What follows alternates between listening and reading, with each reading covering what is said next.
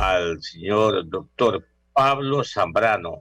Él es el presidente de la Federación Nacional de Cámaras de la Producción Manufacturera, es decir, de las cámaras industriales acá del país. Y lo hemos invitado, doctor Zambrano, porque te voy a hablar a nivel personal. Me ha dejado un tanto preocupado el flamante ministro de Relaciones Exteriores en una de las declaraciones que ha hecho a los medios de comunicación, decir que este tratado, este acuerdo comercial con los Estados Unidos, para el gobierno del señor Biden no es una prioridad, por así decirlo. Y en otras palabras, sus expresiones me han causado en lo personal, repito, un tanto de escepticismo, un tanto de pararme ese optimismo que tuve en su momento cuando el Ecuador, en el gobierno anterior, el señor ingeniero Taneda y todo el proceso, donde estaban inmersos los funcionarios como el ministro de Comercio Exterior, la embajadora Baki, que aparentemente no veo ese engranaje que hubo entre Cancillería, Comercio Exterior y, y Embajada Norteamericana y la parte privada, que son los gremios eh, eh, productivos, ¿no? Entonces, usted que estuvo en Washington ahora, la semana pasada, podrá contar si realmente es todo distinto a lo que le estoy yo diciendo en estos momentos y con sus expresiones o su información me levanta otra vez el espíritu y el optimismo de lograr un acuerdo comercial. No creo que en el corto plazo, estamos de acuerdo, pero sí en el mediano plazo debemos de aspirar a lograr este objetivo. Bienvenido, buenos días. Muchísimas gracias, muy buenos días, economista Clever Chica, muy buenos días también al licenciado Jorge Escobar y a todos los redescuchas de Radio Huancavilca. Mire, creo que este viaje que hicimos la semana anterior es un viaje que lo que hace es ratificar el interés y ratificar el trabajo que se está haciendo tanto en Estados Unidos como en Ecuador para poder consolidar este acuerdo final, definitivo, determinante de comercio entre Estados Unidos y el Ecuador. Tuvimos reuniones al más alto nivel, esto es algo muy importante mencionarlo, señalarlo. Y estas reuniones al más alto nivel, por ejemplo, incluyeron el representante de la Oficina de Comercio del USTR de Estados Unidos, con quien mantuvimos una reunión. De igual manera, representantes, por ejemplo, de la Small Business Administration, la Administración de Pequeños Negocios. Y entonces esto lo que está haciendo es darle continuidad a ese acuerdo de primera fase que se firmó el 8 de diciembre entre Ecuador y Estados Unidos. Por lo tanto, estamos yendo en una etapa de profundización en la relación comercial con miras a la negociación, como decía yo, de este acuerdo definitivo más amplio que incorpore a todas las materias en un acuerdo integral. No nos olvidemos, estimado economista, que el acuerdo de primera fase comprende cuatro capítulos fundamentales sobre los cuales ya se está trabajando. En primer lugar, facilidades para el comercio internacional. En segundo lugar, buenas prácticas de regulación. Y mire usted cómo el gobierno actual expidió el decreto ejecutivo 68 sobre facilitación del comercio.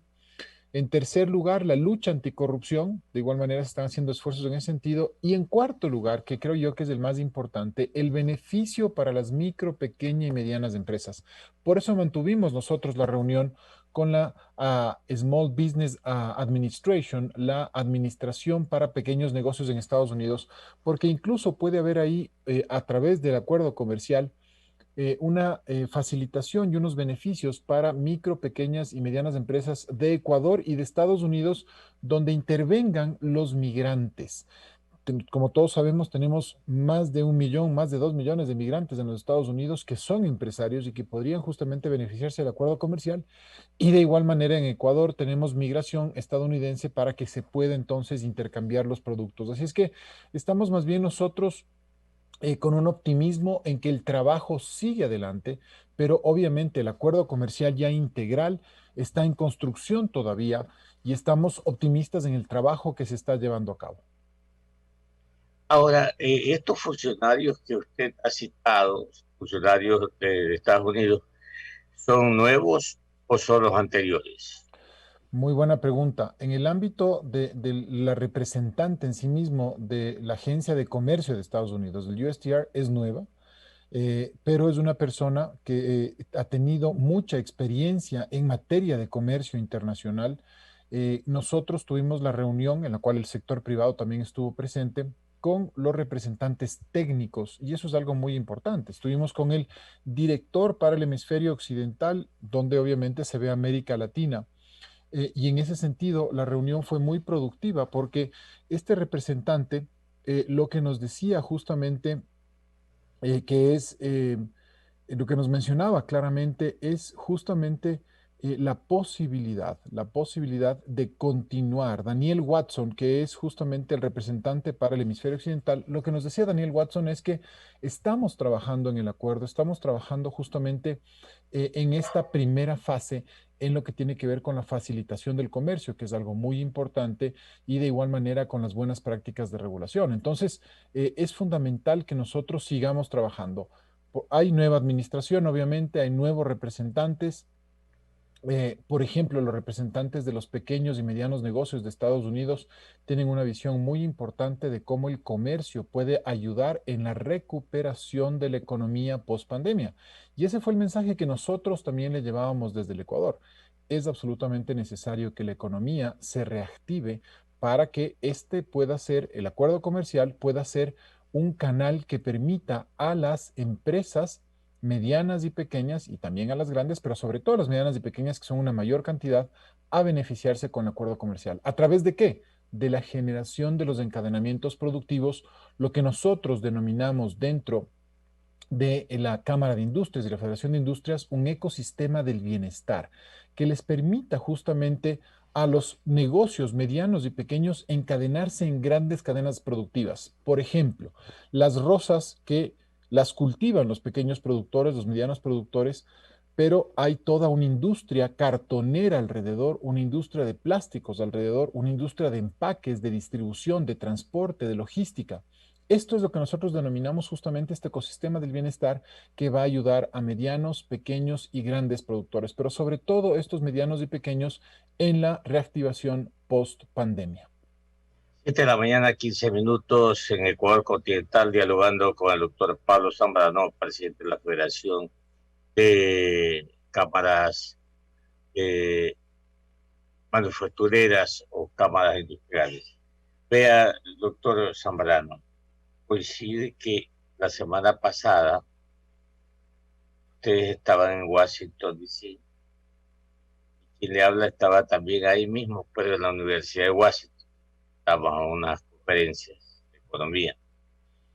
Y es una reflexión sencillamente, no lo interpretemos de mala manera, pero cuando usted está comentando, dice que se alienta, se trata de alentar siempre a los pequeños y medianos negocios, a las pequeñas y medianas empresas, que es correcto. De hecho, las grandes economías se han hecho de ahí, de las pequeñas empresas. Pero Estados Unidos, por ejemplo, tiene dos ventajas sobre nosotros. Primero, que emite dinero, que nadie controla esa emisión. Y es decir, el ciudadano tiene dinero en sus manos. Tanto es así que ahora tienen una especie de bono, están cobrando hasta el mes de septiembre, que incluso algunos decidieron no ir a trabajar y por eso es que hay un exceso de oferta de trabajo hoy en los Estados Unidos, porque, repito, no han ido a trabajar, no han querido hacer, no han querido trabajar. Y la otra desventaja que tenemos nosotros, primero eso de la emisión, y, Y la otra desventaja, doctor Zambrano, es que nosotros acá en el Ecuador no tenemos pues esas fuentes de financiamiento como, como tienen esos países desarrollados y particularmente los Estados Unidos. Entonces, la cuesta se hace pronunciada, muy alta, ¿no? Muy empinada. Entonces, ¿cómo lo resolvemos?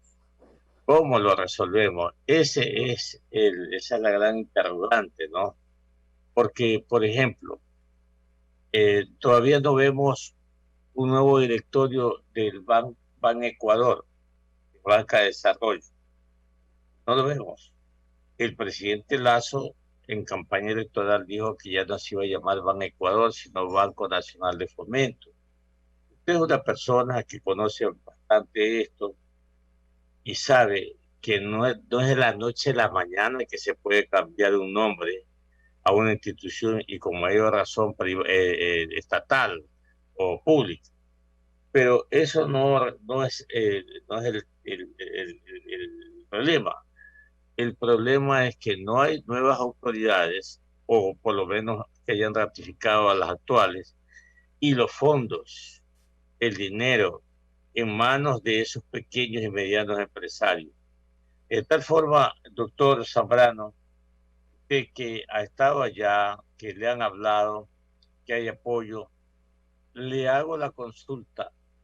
Seguramente usted o algunos amigos que fueron para esa reunión se deben de haber enterado qué está pensando el Congreso norteamericano sobre estos acuerdos de comercio, si es política del señor Biden de firmar, de suscribir acuerdos comerciales con los distintos países. Por favor, adelante. Muchísimas gracias. Permítame responderle en ese orden los tres temas planteados que son muy interesantes y muy profundos. En primer lugar, la complementariedad entre Estados Unidos y Ecuador.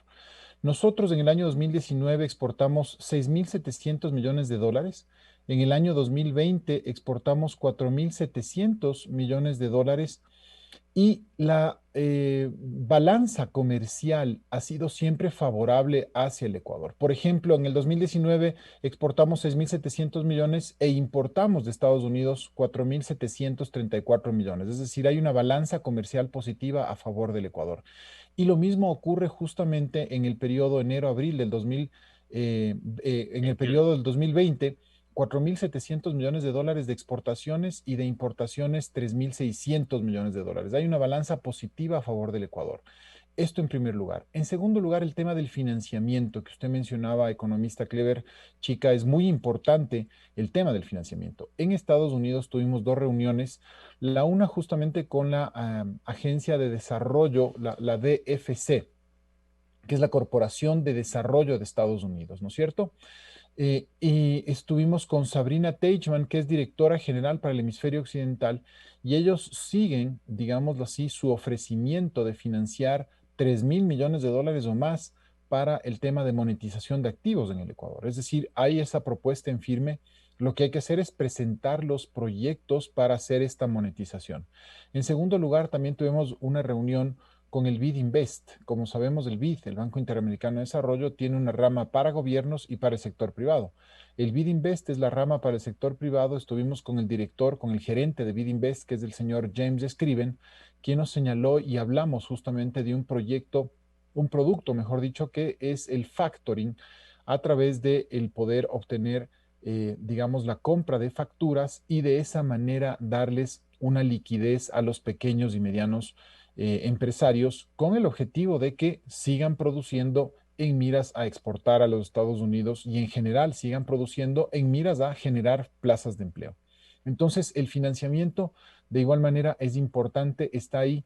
Sí se deben conformar, como usted bien menciona, los directorios de los distintos bancos estatales en el Ecuador para que de forma inmediata se puedan a trabajar tanto con la DFC, la agencia, la Corporación Financiera de Estados Unidos, como también facilitar los temas de negociaciones con el BID Invest, aun cuando eso podríamos hacerlo más bien con la banca privada. De hecho, ya el BID Invest está invirtiendo, por ejemplo, en temas de proyectos sostenibles en donde estén involucrados la defensa del ambiente, el trabajo de las mujeres, que es algo también muy importante, ¿no es cierto? El empoderamiento femenino en el empleo y de igual manera todo lo que tiene que ver con sustitución, por ejemplo, de combustibles fósiles por energía eléctrica, energías renovables. Entonces, en ese sentido, hay esta posibilidad también de conseguir financiamiento en Estados Unidos.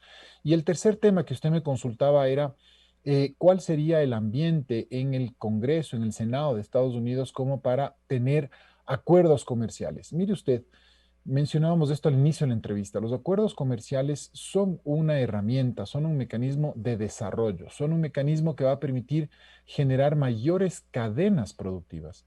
Y al generar desarrollo y mayores cadenas productivas, lo que vamos a hacer es incrementar la producción con la consecuencia de que se generarán mayores empleos.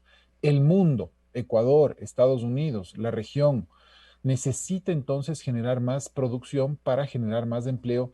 Y desde esa perspectiva, nosotros esperamos que en el Senado y en el Congreso de los Estados Unidos se tome en cuenta esta necesidad para que podamos tener, digámoslo así, esta negociación comercial y concluir esta negociación comercial de una manera positiva. Hay un hecho que no es menor, estimado economista, y es que en el mes de febrero de este año se ratificó en el Congreso de Estados Unidos el acuerdo de primera fase entre nuestros países y fue ratificado de una forma unánime, es decir, entre demócratas y republicanos se pusieron de acuerdo para ratificar el acuerdo comercial de primera fase. Así es que estamos nosotros, digamos así, con optimismo y con buenas perspectivas para la firma de este acuerdo comercial, pero no debemos olvidarnos que hay que seguir fases y procesos de la negociación comercial. Seguimos trabajando en los temas técnicos y por lo tanto la concreción del mismo tomará tiempo y requiere del esfuerzo y compromiso de todos y de un trabajo en conjunto, tanto en el Ecuador como en Estados Unidos. Me alegro mucho, doctor Zambrano, 7:24 en Huancavelica, 8:30 AM. Mi compañero, el licenciado Jorge Escobar Mendieta, tiene inquietudes para usted, doctor Zambrano. Bueno, doctor, buen día y bienvenido a Contrapunto. Usted hablaba de la complementariedad comercial, daba datos sobre la balanza comercial positiva que tiene Ecuador y Estados Unidos en los últimos 2 años. Sin embargo, en esas mesas técnicas también se abordan aquellos puntos que son los denominados como críticos. ¿Para qué?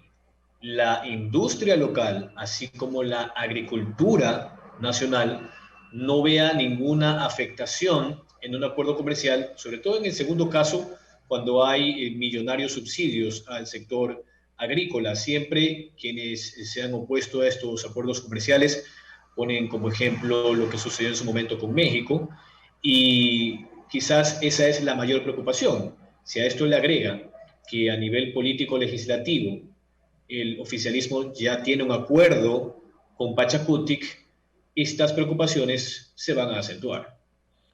Mire, es correcto lo que usted menciona. Hay que hacer un análisis justamente de los temas tanto a nivel comercial, a nivel de subsidios que existen tanto en Estados Unidos como en Ecuador, como también a nivel político.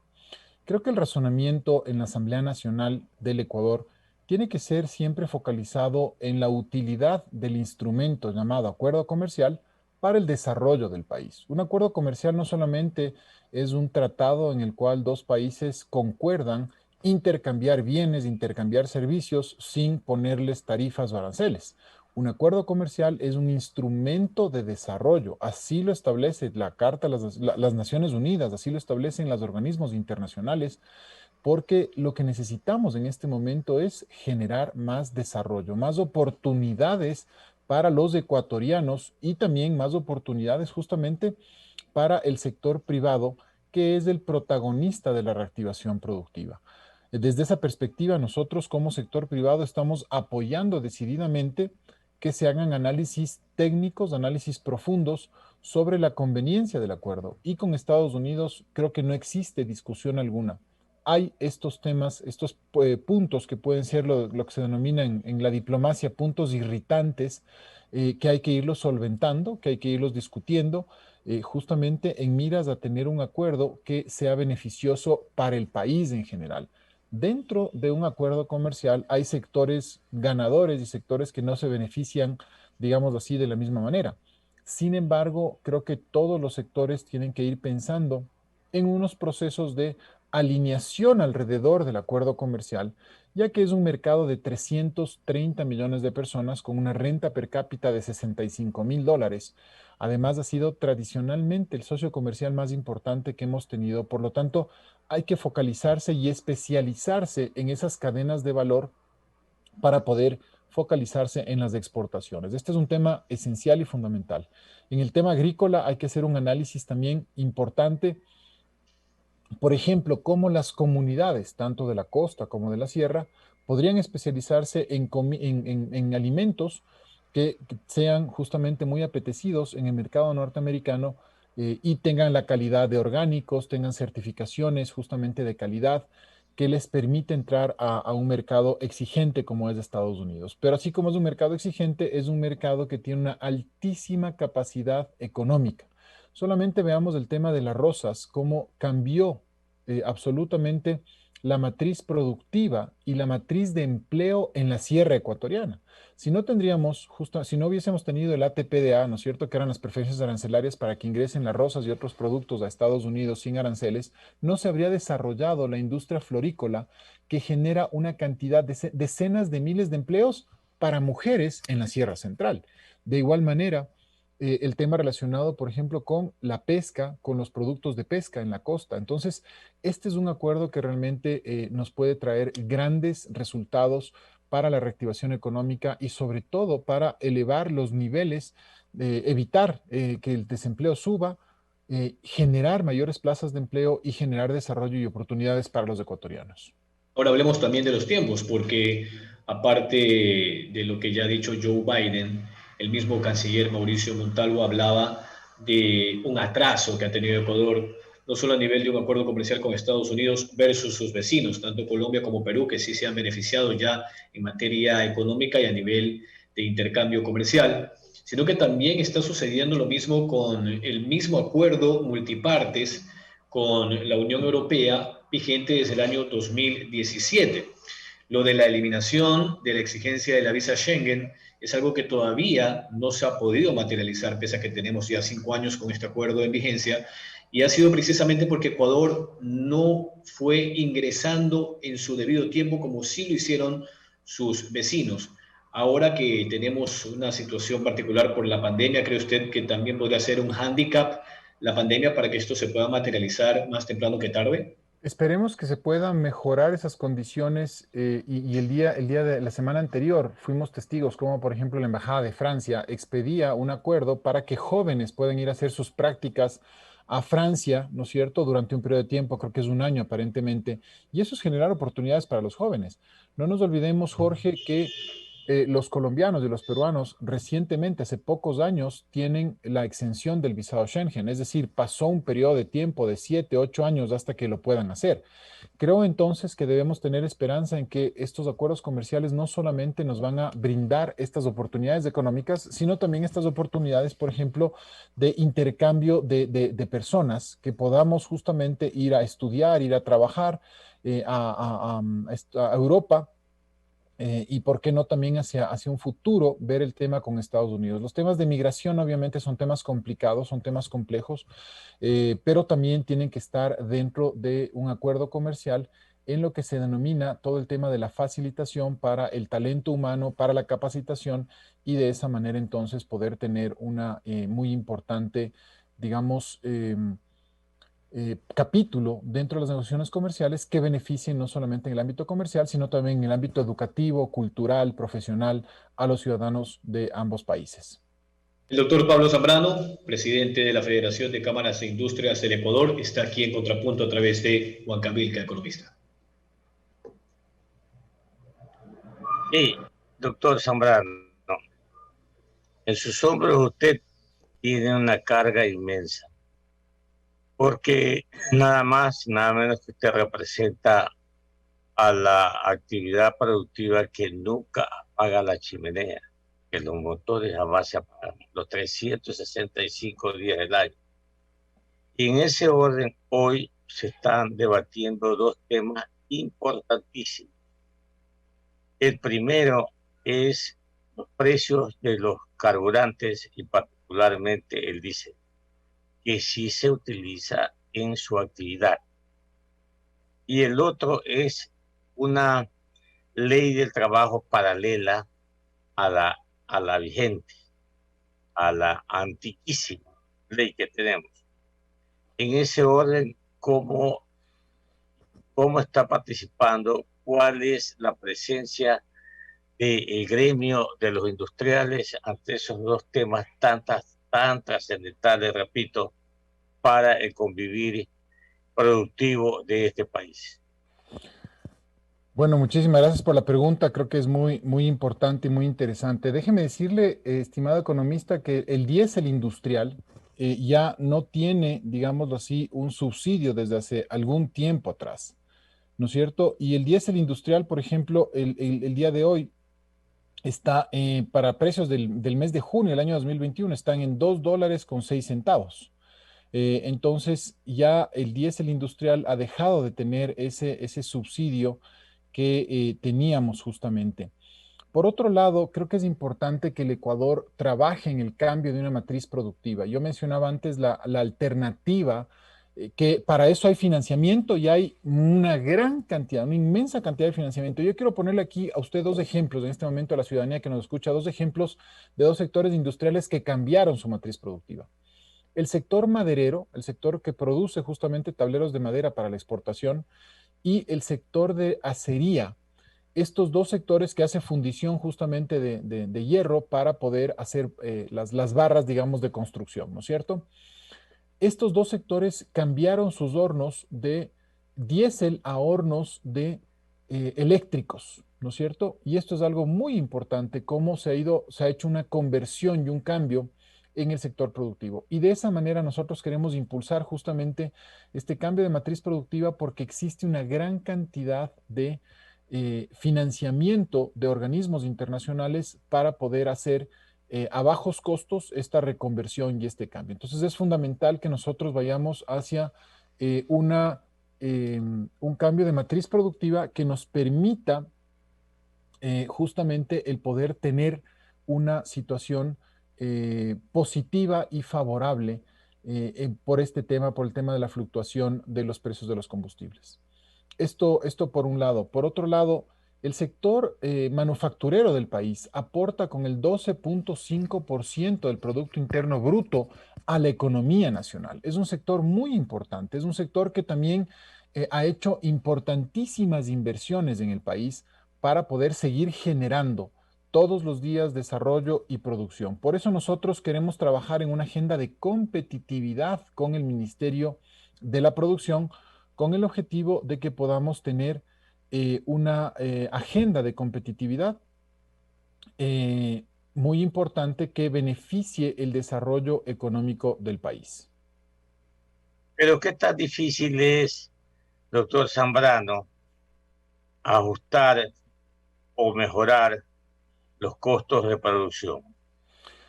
Y No es una tarea fácil. tocando por ejemplo, el sector energético. Hablo de luz, hablo de agua y hablo de diésel, en este caso.